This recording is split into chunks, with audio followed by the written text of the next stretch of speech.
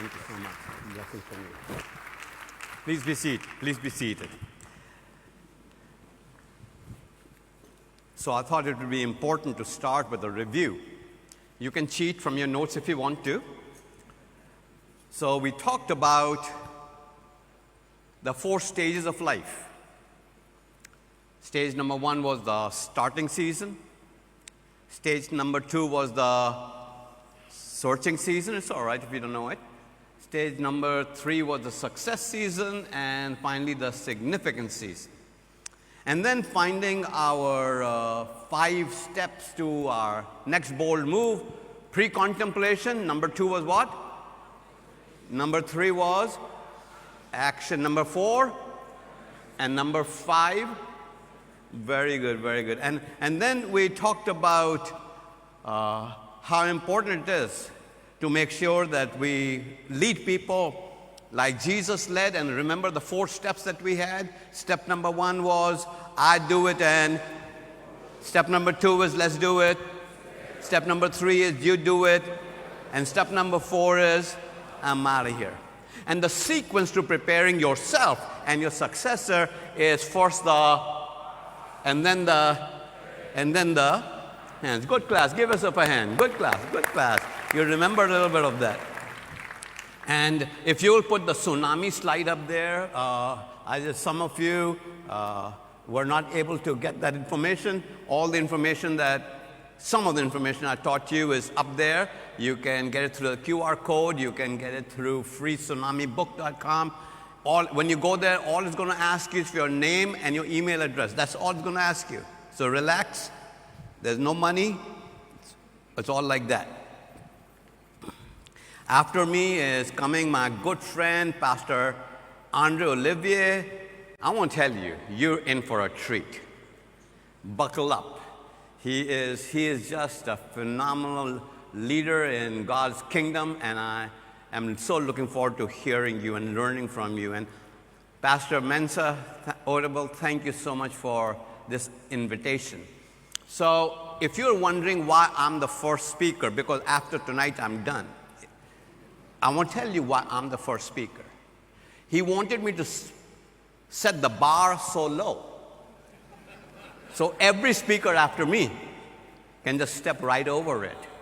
So I'm doing my best, and I hope that I'm meeting your expectations.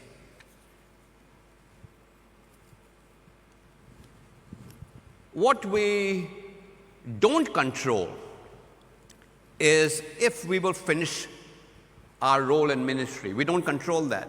What we do control is how we finish our roles in ministry. You know, I talk to leaders and they say things like, I want to finish well. I want to finish well. And I agree with you and I bless you in the name of the Lord. But the most important thing is not just finishing well, but being well when you finish. I won't say it again. It's not just finishing well, but be well when you finish.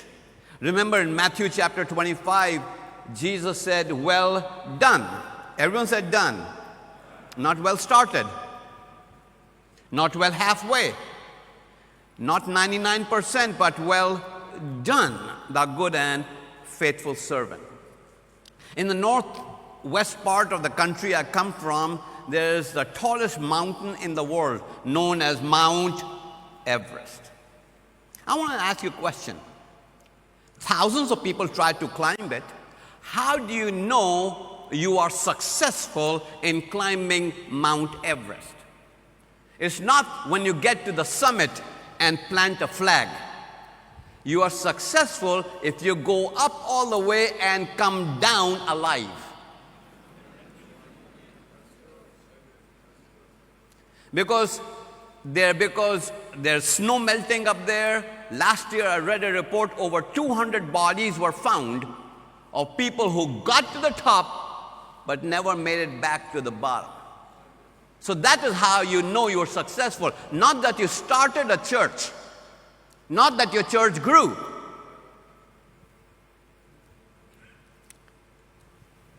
It's what is going to be said at your funeral. You know, every preacher lies at funerals. You know that. When was the last time you went to a funeral and the preacher said, and this jerk, he bust hell wide open. Burn, baby, burn. No. You know what will be important is the people who know you the best. And it's not going to be the size of your church. It's going to be the size of your heart. It will be the size of their investment in your life. Dr. Robert Clinton, who I consider the granddaddy of all leadership writing. There are two leaders, Peter Drucker and Robert Clinton, and everybody else who came after them has borrowed that material, refreshed it, and presented it. Dr. Robert Clinton did a study of Bible characters that have information about how they finished. Not every character in the Bible tells you about how they finished, but some do. And his study finds that only 33% of Bible characters ended well. Only 33%. If you want to Google it, just finishing well, Dr. Robert Clinton, all the study is there. It's a doctoral level study. So if only 33% finish well in the Bible, how can we learn from that?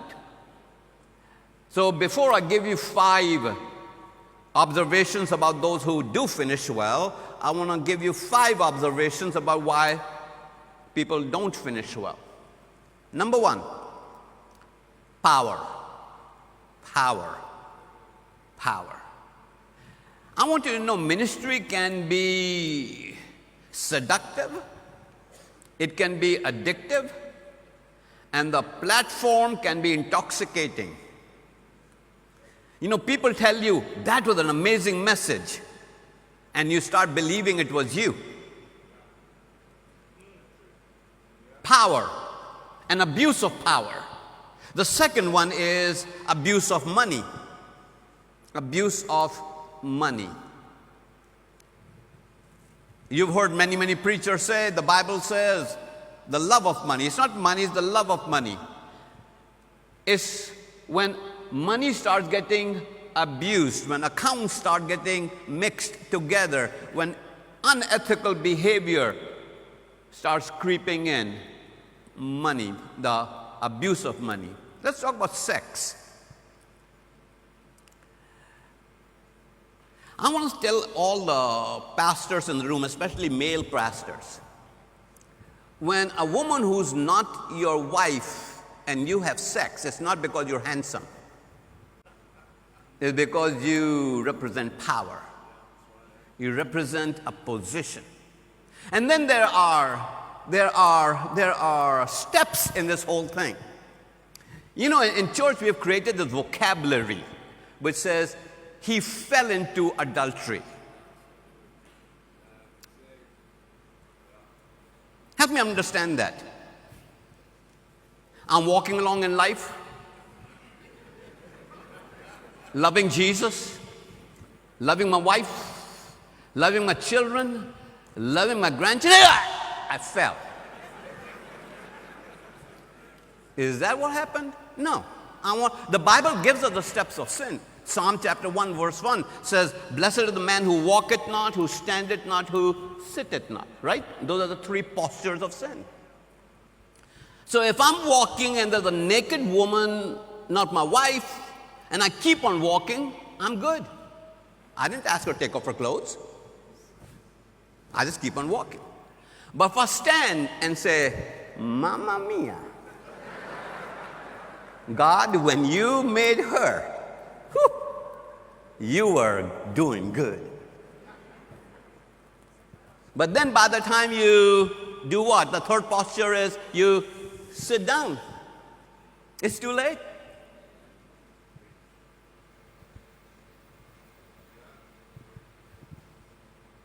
Earlier this morning, Pastor Mensa Otabil unpacked amazingly. I'm still meditating on that.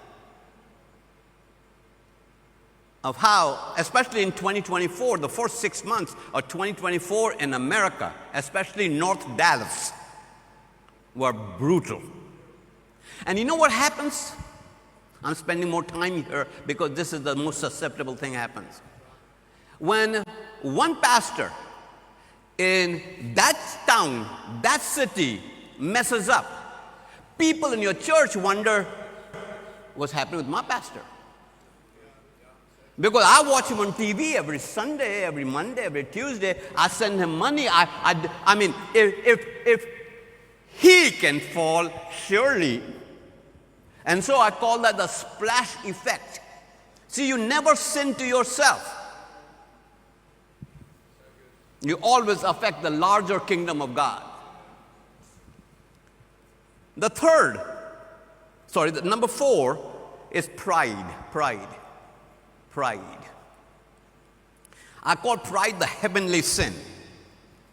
The heavenly sin. Pride did not originate on planet Earth. Pride originated in heaven when Lucifer, the archangel, rebelled against God with pride. Pride is the biggest. If I had to number the 5 of these, it's number 1, pride. When you start really believing you're all that. Just people clap for you does not mean they're meant to clap, because they clap because the neighbor is clapping and so they thought they should clap too. And just because somebody says that was amazing, that was wonderful, just don't let it get to your head, because very intoxicating and it's very seductive. And number 5 is family issues. Family issues. Family issues are like tsunami. They're happening, and then they erupt. You know, the most important members you're going to take to heaven with you is not your church members, it's your family members. Family. So with that backdrop, I want to give you, I'm talking the subject of longevity in leadership, longevity in ministry, longevity as a pastor, longevity as a Christian leader, longevity. I want to give you 5 observations as I have worked with leaders for almost 4 decades all over the world as to the ones that have longevity in ministry. Number 1, humility. Humility. Humility. They are always aware they didn't come here by themselves. Somebody else brought them here. Every one of you in this room, somebody brought you here. You may be standing tall, but you're standing tall on the shoulders of many, many other people. And when you start believing that I'm a self-made man, a self-made woman, I want to say to you, didn't make much of yourself, because there's no such thing. I am always in awe and wonder of wherever I'm at. Whenever I come to this great church, Pastor Mensa Otabil, I'm just in awe. Because if you knew my history, if you knew where I've come from, there's no reason for an Indian to be in Accra, Ghana, talking to the best of pastors. My wife and I, at least once a week, we said that to each other yesterday on the phone. We say the same thing over and over again. We say, who'd have thunk? Who'd have thunk?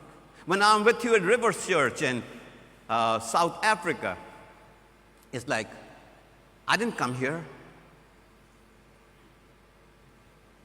Humility. Humility.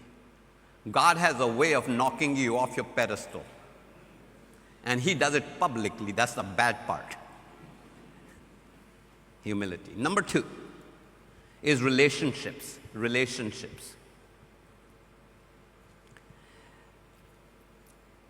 Relationships have to be formed intentionally, have to be nurtured intentionally, have to be kept up. relationships, about 10 years ago, my definition of who's my inner circle friend changed about 10 years ago. Till then it was, Pastor Joy, if I was in an accident, they would come and get me. If I was locked up in jail, they would pay my bail. If I was in trouble, they would. So it was always, if I needed something, somebody would come and get me out of the ditch. About 10 years ago, by God's grace, my wife's good financial management and his provisions, we were able to pay off our house. So we don't owe any money on it. So we were expecting the information to come, and I went to the mailbox and I got a big package. And I opened the package, and Brenda is right there. We're in the kitchen. Brenda is right there, and I opened the package. In there, there's a letter from the bank saying paid in full, the deed to the property. You know how it's just a thick paperwork. I get it all. So Brenda and I are hugging, and we're laughing, we are crying, we are speaking in tongues. I don't know what we're doing. We're doing something. But it was like we're dancing together in the kitchen. It's just the two of us. It's like, because you got to understand, I went to America when I landed in JFK Airport in August of 1973. I literally had 87 cents in my pocket, literally. Not figuratively, literally. Brenda grew up in a sharecropper's home. So by the time she was 4 and 5, she was picking cotton, she was picking strawberry, she was picking vegetables. That's what they did. By the age of 13, my wife Brenda had moved 26 times. In most years, she never completed school in the same school. So here we are, two empty-pocketed people, and our house is paid for. So we are ecstatic. So we said to each other, who else can we call? So we called our older daughter Rachel, and she says, well, praise the Lord, that is really good. So on the phone, I called my younger daughter Debbie. She says, that's really good. Now our inheritance is free and clear. This actually happened. And then it was, who else can we call who will rejoice with us? Who else can we call who will celebrate with us? So as we start thinking about our relatives, and they all messed up. And the friends, it's like, it's good for you. We still got to pay for our home. And 10 years ago, my definition changed from friends who would rescue me to friends who would celebrate me.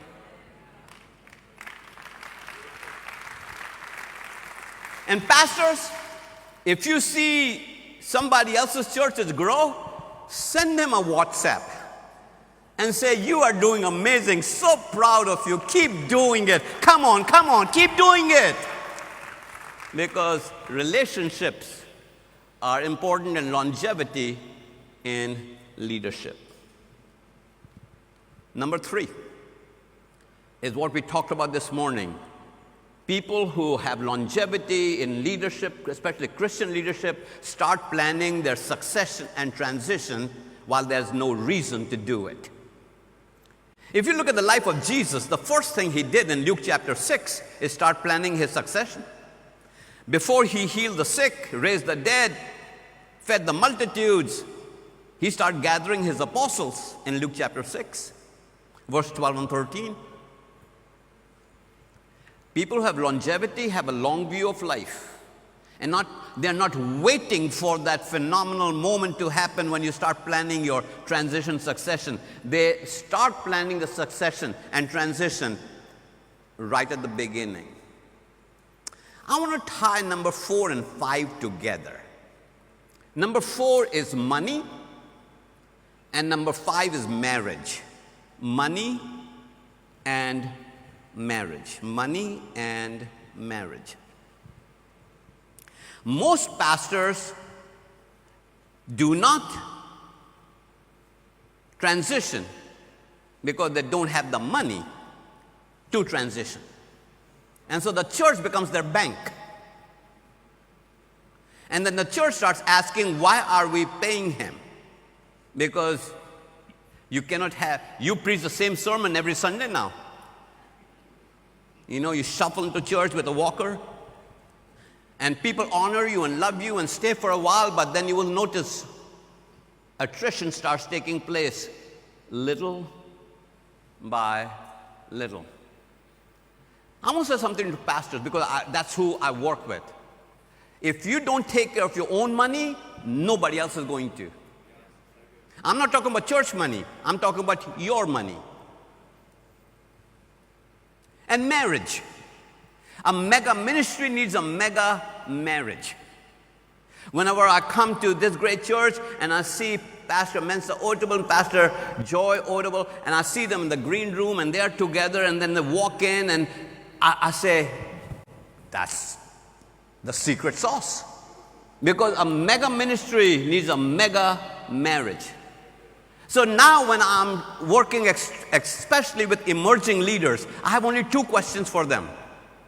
I have only 2 questions for pastors. So every pastor that I work with now, I have 2 questions. Question number 1, how's your money and how's your marriage? If your money is good and your marriage is on the rocks, you're going to be a poor man because she might be leaving you. If your marriage is strong and your money is strong, you're going to be fine. How's your money and how's your marriage? Longevity has little to do, please understand what I'm saying. Longevity has little to do with how much you know the Bible. Almost every pastor I knew who fell into sin, whatever it was, were not illiterate biblically. They were amazing pastors, amazing speakers, amazing platforms, amazing churches. It has really nothing to do with all of that. It has to do with your insights. Tsunami does not happen from the outside. Tsunami starts from the inside.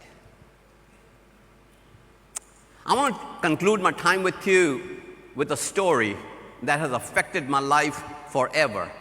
But before I do that, if my media team, the slide people, will put up a slide, I want to give you something, and then I'm going to conclude with an experience in my life. It is the one with the books on it. So it's coming up. I can see it. Yeah, it is. So I knew I would be coming here, and I knew that I wanted to leave something with you. So I have a thing called the CHAND Leadership Institute. It is not free, but it's as close to free as possible. So you see the website is setyourowntuition.com. So if you want to pay $1 for what's on there, that nobody is going to ask you questions about that. So if you want to get the QR code, if you want to get the website, you can do that right now because it's going to be the slide's going to go away in 1 minute. What do you get for it? You'll get 12 of my books, all digital. They'll show up on your phone. They'll show up on your iPad. Every month, it's a 12-month program, 12-month program. So you'll get a book a month. You'll get 3 videos from me teaching that book a month. So a book a month, 3 teaching videos a month, and at the end of it, you'll get a certificate from the CHAND Leadership Institute, and you pay whatever you want to pay. If you want to pay $1, no one's going to ask you questions. It's just going to ask you for your name, email, and starts like that. And it's not just for you. It's for your entire churches. So if you want your entire church to read a book a month, get 3 videos from me a month, and grow in leadership, it's all there. So I took the money equation out. It's not free, but it's as close to free. So that's why it says setyourowntuition.com. So if you're doing that right now, you can fact check me today to know that I'm telling the truth. You don't have to. You only pay whatever you want to pay, but you have to pay something. It was 1980. I had just, at the age of 28, been accepted by a church, a country church in Michigan, to be their pastor. So my wife and I, we were youth pastors in Portland, Oregon, on the northwest side. So we moved to Michigan to be the pastor. That was in July. In August, our network of pastors, our denomination, had its annual conference every year. So I went to this conference. First time in my life, I am now a pastor. The bishop of our denomination, the leader of our organization, was Dr. Chester Miller, an American guy who had spent most of his time as a missionary in Brazil.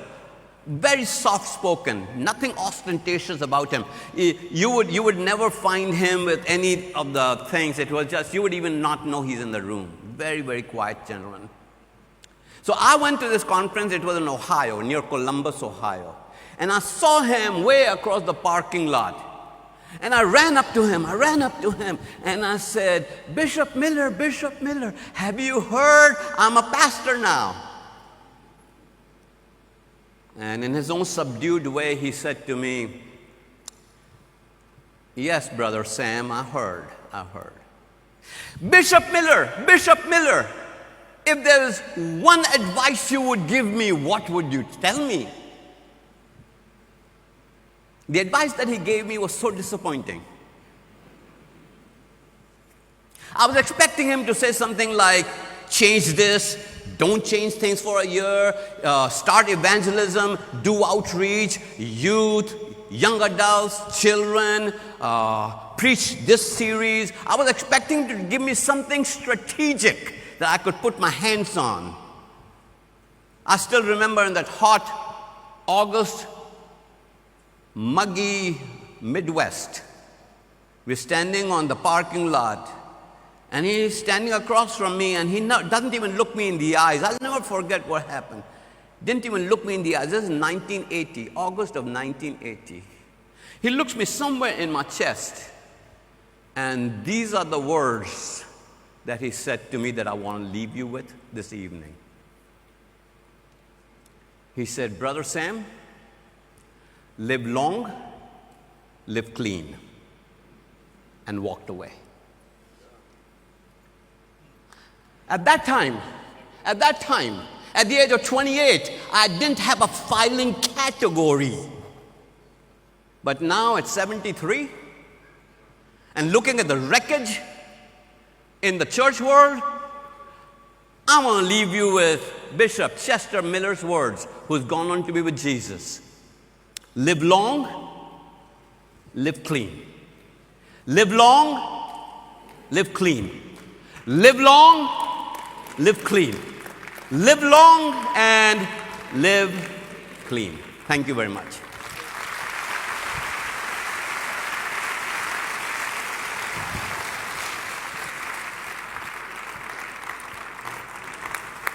Thank you, George.